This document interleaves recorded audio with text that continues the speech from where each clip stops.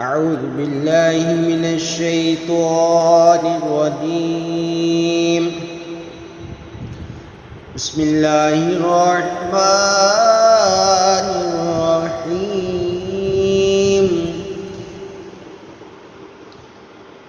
ألم تر كيف فعل ربك بأصحاب الفيل ألم يجعل كيدهم في تضليل وأرسل عليهم طيرا أبابيل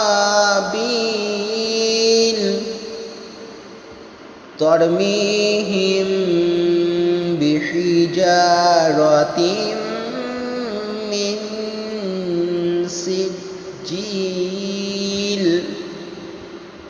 فجعلهم كعصف مأكول.